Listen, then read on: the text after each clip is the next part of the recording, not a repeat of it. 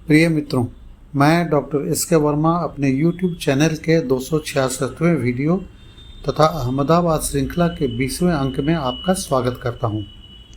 आज मैं आपको भारत की एक ऐसे रहस्यमयी जगह पर लेकर आया हूं, जिसके सामने आधुनिक विज्ञान भी नतमस्तक है। मैं बात कर रहा हूं अहमदाबाद के झूलता मीनार का। क्या आप जानते हैं कि यहाँ का एक मीनार को हिलाने पर दूसरा मीनार अपने आप कांपने लगता है? आखिर क्या है इसके पीछे का राज? आज के इस वीडियो में इसे करीब से देखते हैं।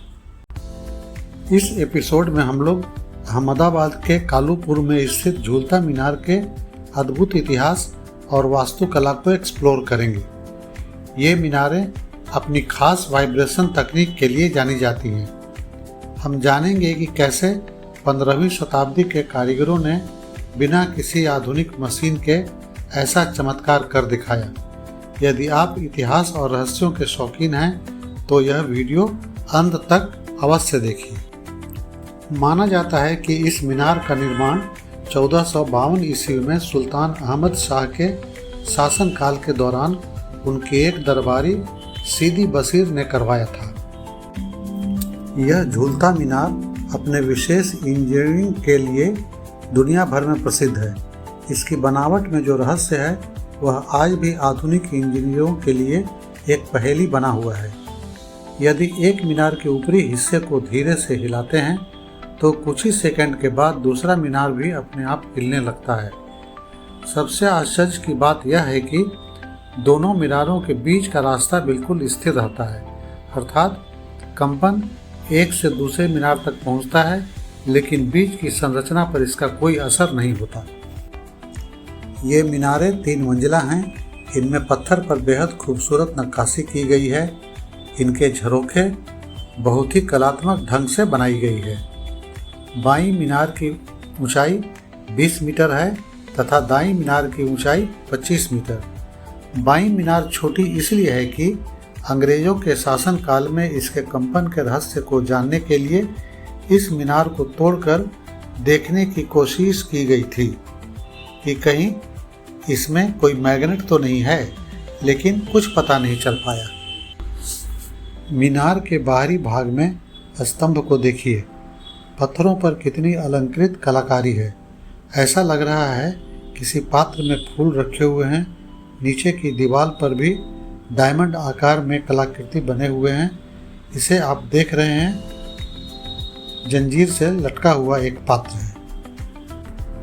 इस सूक्ष्म कलाकृति को देखिए।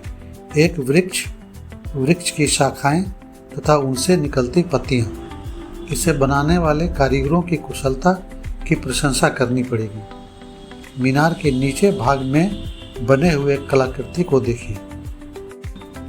अभी तक आपने झूलता मीनार के इतिहास के बारे में जाना, उसके बाहरी सौंदर्य को देखा। अब मैं आपको इसके अंदर के भाग को दिखलाता हूँ। अंदर का जगह अनेक स्तंभों पर टिका हुआ है। इसके आधे भाग में 2 तल बने हुए हैं। यह गुंबद के अंदर का भाग है। पत्थर पर सुव्यवस्थित बारीक गोलाकार आकृतियाँ बनी हुई हैं और यह भवन के दूसरे तल से पहले तल का चित्र है। अनगिनत स्तंभों के सहारे यह भवन टिका हुआ है। इस चित्र में आप देख रहे हैं, पत्थर में इतनी सूक्ष्म कारीगरी की गई है कि पत्थर के अंदर से एक तिनका को निकाला जा रहा है।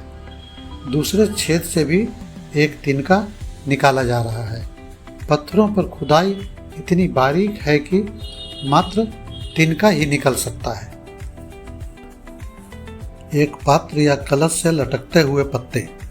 दीवार पर इस ढंग के अनेक झरोखे बने हुए हैं, जिनमें एक गोल सजे हुए आकृति से पत्तों से भरा एक पात्र या कलश जंजीर से लटक रहा है।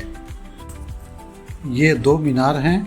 मैंने पहले बताया कि वाइब्रेशन के रहस्य को जानने के लिए अंग्रेजों ने इसकी बाईं मीनार को तोड़ा था, यह सोचकर कि इसके अंदर चुंबक होगा। ऐसा माना जाता है कि झूलता मीनार भूकंप की पूर्व जानकारी देने के लिए बनाया गया था। पहले इन मीनारों पर चढ़ने की अनुमति थी, लेकिन 1981 ईस्वी में दिल्ली के कुतुब मीनार में हुए दुर्घटना के बाद, जिसमें अनेक बच्चों की दर्दनाक मृत्यु हुई थी, इन मीनारों पर चढ़ना बंद कर दिया गया।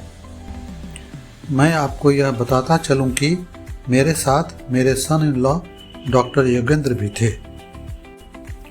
तो मित्रों, कैसा लगा आपको अहमदाबाद का यह अद्भुत झूलता मीनार?